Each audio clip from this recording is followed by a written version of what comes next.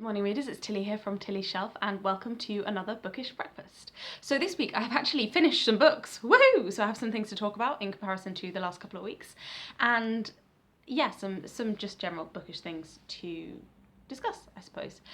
Before I get started, I just wanted to say that I feel like I've been a very inactive member of the booktube community in the last couple of weeks for various reasons, most of which are pretty self-explanatory. And I feel a bit bad about that because I haven't been watching the videos that I want to watch at a time when I actually want to be seeing what people are doing. I want to be seeing the nice things that people are reading, and I want to be kind of keeping in touch with the people that I've come to know via booktube. And yeah, I feel quite bad that I'm not doing that, and I also feel bad that I'm not as responsive as I hopefully normally would be to some of my own comments. So I'm mostly using just my phone at the moment, and sometime this week I logged onto my laptop and I went to the YouTube studio and I found like several weeks of comments that I just hadn't seen. So if you got a random reply to a comment from me from like 2 months ago, that would be why. So yeah, so I'm kind of sorry about that, but I feel like I shouldn't really need to say sorry, but at the same time, you know, I don't want to be rude, and I also do want to continue to know how everyone is doing and hear interesting people talking about books, because, you know, that's what we're all here for. So moving on to actually talking about some books. This week I finally finished the audiobook of Neverwhere. So I mentioned last week or the week before, that I've had a massive break from this, and when I went back to it last week I suddenly realised that I'd actually stopped listening pretty much at the climax of the story, and I wasn't entirely sure why I stopped, and I just stopped because of everything that's going on. Yeah, this was a really good fantasy story set in London, like a weird, interesting version of London, where there is this other, like, parallel world, I suppose, called London Below, that people in London Above can't necessarily see or interact with, but it's full of people who have fallen through the cracks. I have various thoughts about this, because as one of the characters towards the end of the book says, and I think that it's good that in the book he mentioned that himself, Neil Gaimon, who is the author, the people who have fallen from the cracks don't end up in a weird and wonderful and slightly scary fantasy world. They end up, as the character, like almost quoting word for word, they end up sleeping on the Strand, and, you know, really struggling. And we don't need a fantasy world to explain the fact that there are rats and there is disease and there is poverty in London. You know, there is no need for a fantasy world to kind of back that up. That is just a reality that we have in one of the wealthiest capital cities in the world, probably overall. I didn't, you know, that's not statistical, that's just perception based, but, you know, London should be a city where we are able to catch people who are falling through the cracks. Anyway, this is not about this is not a video about that kind of social issue. This is a video about books, and this was a really good book. I really enjoyed it. I really liked the idea of the world that Richard, the main character, falls into. I thought that initially it was very well created, and I liked the various elements that were added going through into the books. There's a lot of quite kind of funny incidents. I think this is a great book if you know London well. I'd also recommend it if you are travelling to London, if you're a tourist to London, and you want something that's a little bit different to get you excited.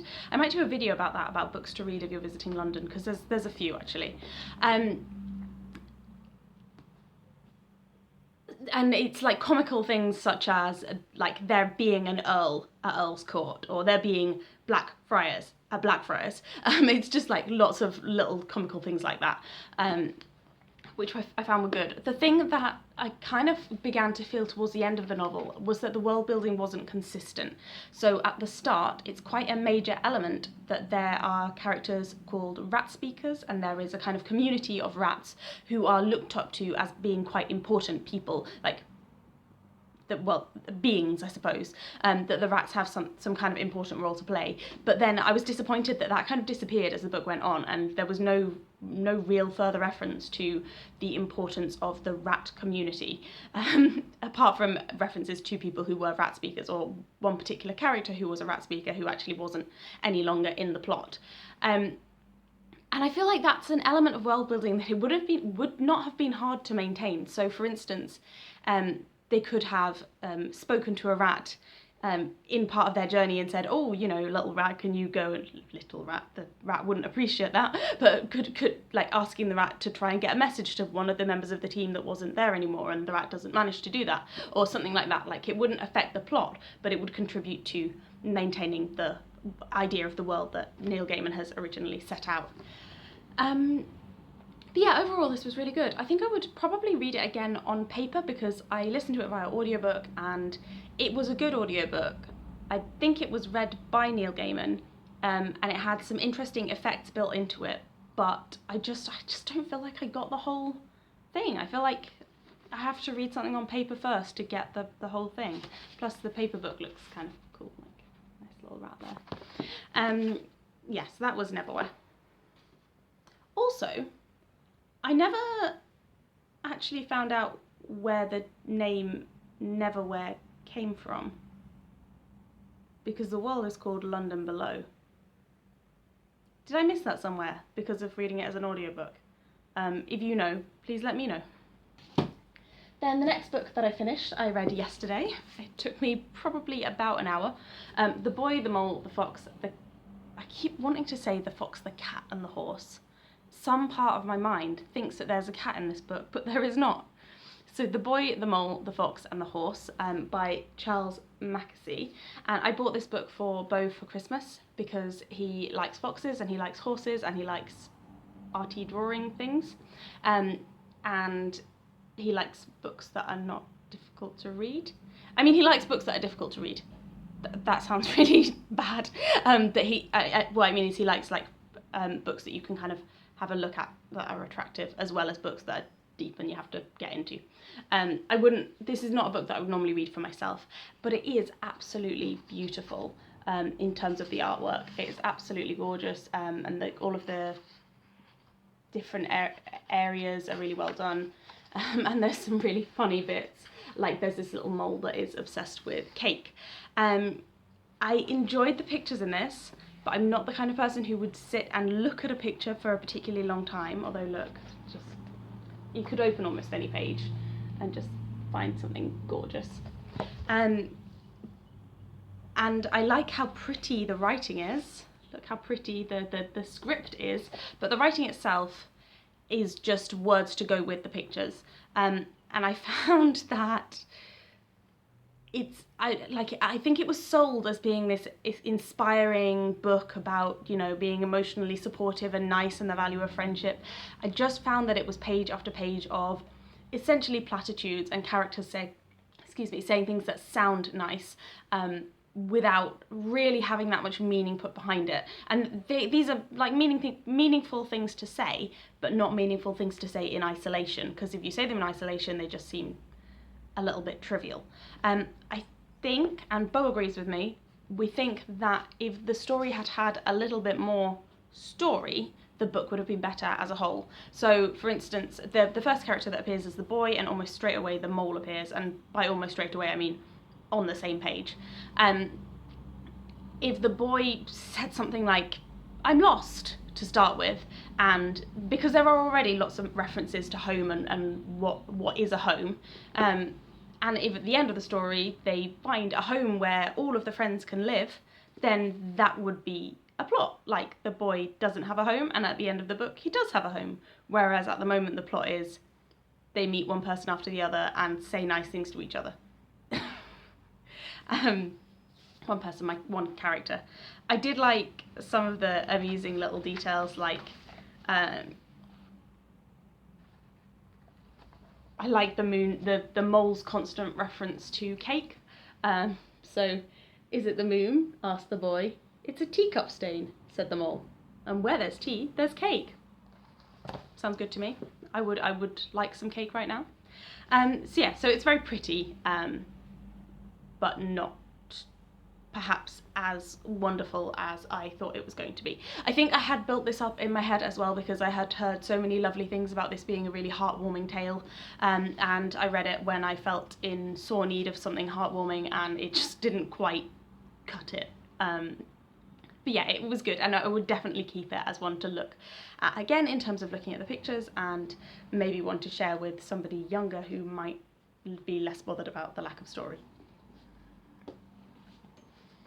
Then the other thing that I've been reading this week is more of Pride and Prejudice. You may be able to see I have not made a huge amount of progress from last week.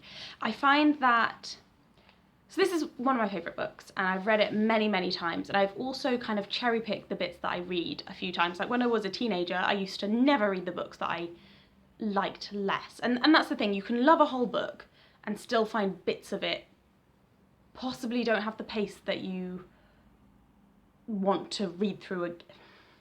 Like bits of it you really, really want to enjoy rereading, and bits of it are just the bits in between the bits that you love. And that's definitely true at times with Pride and Prejudice. There are times when I've read it and loved every single page. And like I said, there are times when I haven't even tried to read every single page. I've just skipped to my favourite bits, which are generally the conversations between Elizabeth and Darcy, because that was kind of like the point of the book to me when I was younger. I now have a lot more appreciation for the entirety of the story. I have a lot more appreciation for the kind of discussion of society and the more comical moments or satirical moments.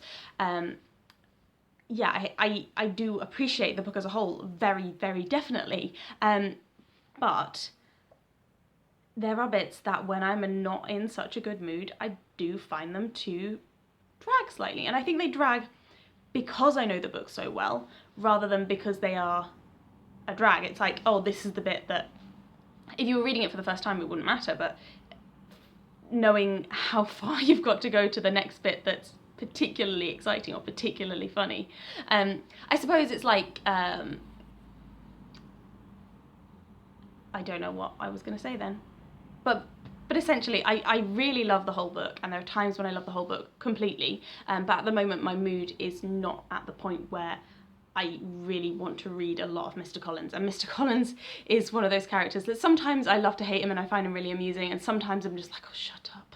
And at the moment I'm just like, shut up. So I have just got them as far as Hunsford. They've literally just arrived at Hunsford, and actually I like it again. Like, I know that the next bit that I love is from when they go to Rosings and they start meeting Lady Catherine de Bourgh, because she's a character that I do love to hate. So it's just, there's a little bit in between where after the Netherfield ball, it's all about Mr. Collins, and then more stuff picks up again after they get to Rosings. Being really long-winded here, but basically I've just found these couple of chapters to not be as engaging as they normally would be, and I think, you know, being tired is part of that. But because it's taken me so very long to read these chapters, I've been thinking about an idea that I had quite a long time ago, which is that it would be really nice and really interesting to write a story where Charlotte is the main character, and to really kind of analyse the world from Charlotte's perspective, because to me Charlotte represents the pragmatist, and I think we've all got something pragmatic about ourselves. We all you know, settle for something at some point. We all maybe I don't know, stay in a job that isn't the best job ever, or live in a house that isn't the perfect place because of other things in our lives taking precedence over those specific elements. So I think we all have a part of us that kind of would go for the more sensible option, because those of us who don't have that element of sense probably struggle a little bit at times. So I would like to see a book where Charlotte, as the sensible character, actually gets a happy ending. And she has this great speech when she's like, I'm not romantic, Lizzie. But I would like to see some kind of future for that character where she gets her romantic and she gets her like exciting, happy, wonderful things. So I've been working on an idea. I'm not actually going to write this, but so spoilers for the book that I'm never going to write, where eventually Lady Catherine dies and Charlotte and Anne de Bourgh move in together at Rosings Park and have like a wonderful life as like two women in control of their own little world within Rosings, and just happy, because I think both of them are a little bit shafted in the book, and Anne de Bourgh gets just constantly talked about pretty critically, and I like the thought that actually underneath it all she's actually just a shy and misunderstood character, and that she and Charlotte turn out to have like a really wonderful relationship. So that is what I've been working on in my head while I've been thinking, oh, shut up, Mr. Collins. So yeah, Pride and Prejudice, and then we're about to get to one of the exciting bits again. I really don't want you to take away from this that I don't like Pride and Prejudice, because I do, but I just know it so much better than almost any other book. I could probably, like, if you took the book away from me and asked me to write it, you know, and gave me the time to do that, I could probably write most of it relatively accurately, like not word for word, but I would get almost every detail of the plot. So sometimes I think it's just a little bit of over familiarity is the problem there. So that's all of the things that I've been reading, and the next thing is a thing that I am going to read and going to do. So as you may know, today is, well, this week is the week in which Shakespeare was born, and these kind of days are the days where he was most likely to be born. Is it the 22nd or the 23rd? It's like World Shakespeare Day. Sometime around now. I didn't check exactly when. I think he was, the 26th is the date that he was christened, so he was born sometime shortly before then. So tonight, the National Theatre at Home is showing Twelfth Night with Tamsin Greig as Malvolio, and I am so excited to watch this because Twelfth Night is definitely one of my favourite plays, and I really, really, really love Tamsin Greig as an actress, and I'm so looking forward to seeing it. And unfortunately, I don't own Twelfth Night in a nice, easy, readable copy, so I'm going to read it in this very unwieldy and not very good complete works book.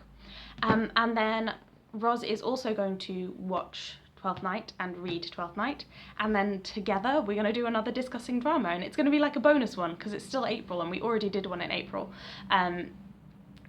but you know, it's lockdown and people could do with more Shakespeare related content, obviously, so we'll probably discuss that via a Zoom on Sunday and then share you a video related to that, so that is going to be good, I think, I hope. So that's Roz from Scally Dandling About the Books, but if you've watched this channel and you haven't heard that she's my mum and she's amazing, then you're not paying enough attention. So yeah, so that's something that's going to happen probably this weekend, so watch out for that, and please join us, please watch Twelfth Night or read the play, and I'm sure it will be great. I guess the other thing that I wanted to mention is like kind of one thing that I've realised is why I'm not reading so much, and part of that is because a lot of my it's not typical for me to just sit at home and read. I normally read on the bus to and from work, but there's no reliable bus service, so I'm getting lifts to and from work. I normally read on my breaks at work, but there aren't really the breaks that there normally would be. So I guess I hadn't realised how much of my reading was tied up with my like normal work routine, which is very different at the moment. And how much of an impact, like I know lockdown for a lot of people. I was reading this morning an article about World Book Day and some surveys that they'd done, and found that, you know, a lot of people, particularly people in my age group, are reading a lot more since the start of lockdown, and I think it's really lovely that I'm seeing loads of, I'm not watching the videos because I can't, but a lot of titles of people, you know, getting through the TBRs and, you know, reading really loads. But that's just not what's happening for me, and that's also not so good. But yeah, at least I kind of understand it now that I've realised that that's how I normally read. I feel like there has been a certain lack of coherence in a lot of this video, but I did just finish night shift, so sorry. Okay, take care everyone, have a lovely week. Watch Twelfth Night, come join us to talk about Twelfth Night, and yeah, take care.